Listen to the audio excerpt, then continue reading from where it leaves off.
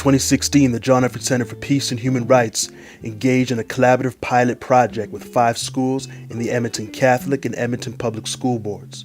The program explored reconciliation from a human rights-based lens. As a result, we've created the Advancing Reconciliation in Schools Toolkit to provide teachers with a meaningful process to educate on reconciliation, connect with local community, and inspire student action in schools and community. In 2017, we hosted our first professional development sessions with teachers to provide a starting point to open conversations about our shared history and introduce a framework for our truth and reconciliation in the classroom. I believe it is very, very important, and I believe that reconciliation is based on the history, because the school and with young people today, they don't really understand where it's coming from. And having reconciliation is going back in time and bringing that forward and saying, to the young people, this is how we can make things right.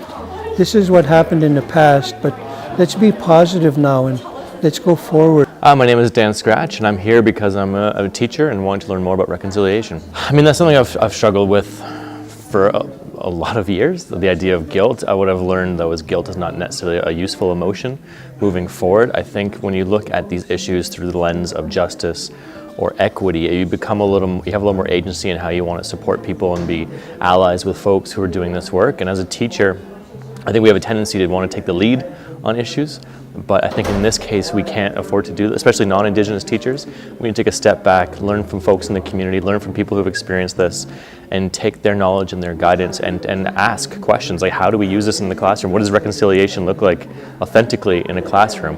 I've learned a lot about, I don't get to decide what reconciliation is as a non-Indigenous person. That's something that it's not up for me to decide, but I need to be able to understand what reconciliation might look like for myself, for my students, to be allies with my students, to support my students who are going through issues when we learn about this, and just try and bring this truth to light. I'm passionate about history. I'm passionate about the untold stories of history and breaking that grand narrative of Canada and bringing truth to young people who can go on to in their future and their lives to do great things. My name is Barbara Harasym, and I came as a volunteer with RISE to help facilitate the blanket exercise, which is a simulation of Canada's history from an Indigenous perspective.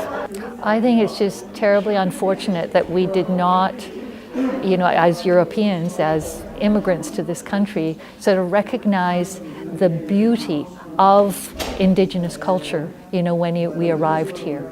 And now we need to learn what that is, because I feel Indigenous cultures world over have so much to offer, the wider society. And we start to each share what it is that we see. There might be something on the other side I'm not even aware of, but Phillip sees it and he goes, well, this is what I see.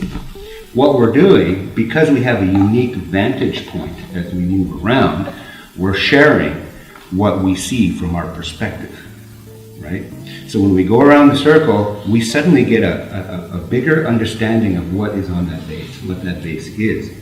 Reconciliation is an institutional change as well. And it's also a grassroots change, because we can't always look to the politicians to answer our questions or to do for us what we as individuals need to do. A very dear friend and mentor of mine named Elijah Harper, who unfortunately passed away a number of years ago, when him and I sat and talked about what we saw in the future of the TRC, he said to me, which I've taken as a guide in the work that I do, I asked him, I said, what do you think this reconciliation thing will do? And he said, well, to be honest with you, reconciliation is not going to happen until the people sit together and talk. Because the politicians will always talk about reconciliation from a political standpoint. There's all kinds of promises that will be made from all different levels of politicians and governments, but the real change is going to happen when the people sit together, talk, share, learn, and agree to do something about it.